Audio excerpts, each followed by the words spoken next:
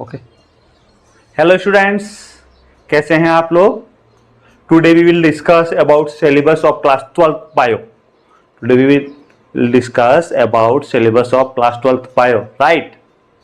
Syllabus syllabus syllabus है ना, syllabus पढ़ने वाले हैं। तो हम डिस्कस कर रहे हैं क्या, सिलेबस। तो सिलेबस में क्या देखेंगे, कितनी यूनिट है, कितनी यूनिट है, यूनिट में क्या क्या पढ़ना है, क्या नहीं पढ़ना है, क्या छोड़ना है, कहाँ से इंपॉर्टेंट क्वेश्चन बनने हैं, ये सारे तो बात करने ही वाले हैं हम लोग। ये सारी तो बात करेंगे ही, राइट। सिलेबस में ये सारी बात तो करेंगे ही करेंगे, लेकिन उसके साथ साथ है ना, मैं आपको एक बेसिक आइडिया दे दूंगा, बेसिक आइडिया का आपको पढ़ना कैसे है इस सिलेबस को। देखो, खाली सिलेबस डिस्कस करना होता और खाली सिलेबस ही बताना होता तो मैं आपको पीडीएफ फाइल दे देता, या आप भी जो है सीबीएसई की वेबसाइट से डाउनलोड कर सकते हैं। हम सीबीएसई का सिलेबस डिस्कस कर रहे हैं, राइट। क्लास 12 का जो सीबीएसई है उसका जो बायोलॉजी सब्जेक्ट है उसका सिलेबस डिस्कस कर रहे हैं। और अगर मुझे खाली सिलेबस ही आपको बताना होता तो मैं आपको अपने टेलीग्राम चैनल पर, जिसका कि लिंक नीचे आ रहा है ना, उस टेलीग्राम चैनल पर उसका पीडीएफ फाइल सेंड कर देता और आपको मैसेज डाल देता, वहां से डाउनलोड कर लो। लेकिन हमारा पर्पज जो है सिर्फ और सिर्फ ये सिलेबस बताना नहीं चाहिए, तो सीबीएसई नहीं बता दिया। सीबीएसई की वेबसाइट पे अवेलेबल है। आप जब सीबीएसई की वेबसाइट देखोगे तो सीबीएसई की वेबसाइट्स के ऊपर ये सिलेबस पूरा अवेलेबल है। तो हमारा पर्पज जो है आपको सिलेबस बताना नहीं है, हमारा पर्पज है सिलेबस समझाना। भाई क्या पढ़ना है क्या नहीं पढ़ना पता चलना चाहिए ना। ऐसा लगा आपने ऐसा किया कि खूब सारा पढ़ लिया, पता चला कि ये तो इंपोर्टेंट था ही नहीं या ये सिलेबस में था ही नहीं, राइट। तो हम जो है क्लास 12 का सिलेबस डिस्कस कर रहे हैं। क्लास 12 के अंदर आपको 5 यूनिट पढ़नी है, राइट। 5 यूनिट पढ़नी है। आप सिलेबस जब डाउनलोड करोगे तो उसके अंदर 10 यूनिट दिखेगी आपको, कितनी 10 यूनिट। डरना नहीं है, 5 11th की है। स्टार्टिंग की जो 5 है वो 11th की है, और बाद की जो 5 है 1 2 3 4 5 यूनिट 11th में पढ़ लिया आपने। 6 7 8 9 10 12th में पढ़नी है, 12th में पढ़नी है, तुम लोगों को पढ़नी है, राइट।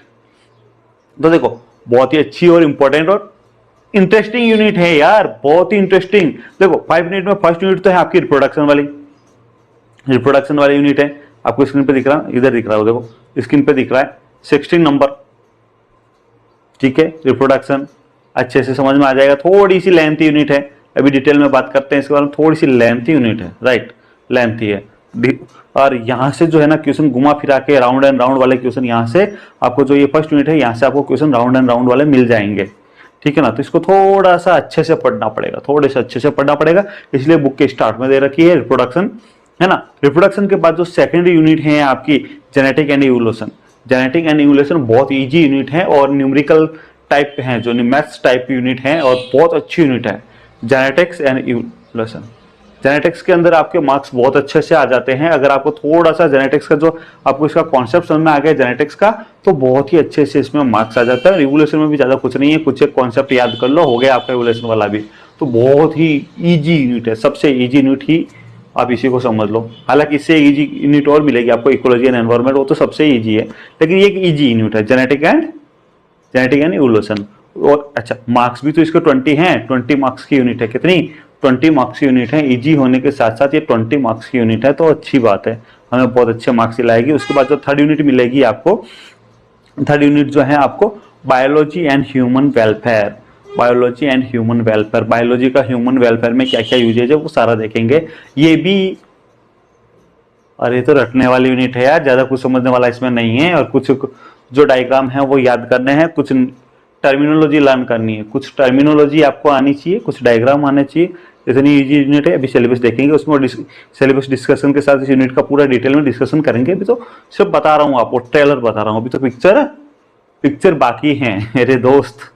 ये तो क्या है, ट्रेलर है, राइट। और लास्ट जो है आपकी यूनिट फोर्थ है वो बायोटेक्नोलॉजी एंड इट्स एप्लीकेशन। यार ये तो बहुत इंटरेस्टिंग यूनिट है। ये थोड़ी सी आपके लिए टफ होने वाली यूनिट है। ये थोड़ी सी टफ इसलिए है कि इस यूनिट के अंदर जो आपकी यूनिट 4 है बायोटेक्नोलॉजी एंड इट्स एप्लीकेशन, इसके अंदर आपको कुछ टिपिकल वर्ड याद करने पड़ेंगे, कुछ टिपिकल वर्ड याद करने पड़ेंगे। आप कहोगे सर कैसे याद करेंगे, मैं हूं ना, याद करा दूंगा यार आपको, मैं हूं ना, याद करा दूंगा। बस आप तो हमारे चैनल को सब्सक्राइब कर लो और इस वीडियो को लाइक कर दो। चैनल को सब्सक्राइब करने से, पूरी यूनिट पढ़ने वाला ना बायोटेक्नोलॉजी वाली, तो चैनल को जब आप सब्सक्राइब कर लोगे ना तो आपको यूनिट तो इजीली हमें समझा दूंगा यार, टेंशन नहीं लेने का, आप तो खाली सब्सक्राइब करो और आराम से एक बार शांत दिमाग से समझ लो कि सिलेबस में क्या है। और लास्ट में तो सबसे इजी यूनिट है इकोलॉजी एंड एनवायरनमेंट। बहुत इजी यूनिट है यार, बहुत इजी। कुछ एक क्वेश्चन फिक्स है, वहां से क्वेश्चन आने वहीं से आते हैं, बाकी क्वेश्चन इतना ज्यादा कुछ रखने वाला नहीं है। हिस्ट्री जैसी यूनिट है और बहुत मजेदार है और बहुत इंटरेस्ट है, आप खुद ही घर पे पढ़ सकते हो, इसमें इतना कुछ नहीं है। इकोलॉजी एंड एनवायरनमेंट आप थोड़ा सा कुछ एक टॉपिक टफ है जो हम समझा देंगे आप लोगों को, है ना। कुछ टफ वाले टॉपिक हम यहाँ कर लेंगे पूरा, बाकी जो है इतना ईजी है कि आप घर पे आराम से कर सकते हो। हाँ, तो ये तो थी आपकी यूनिट 5।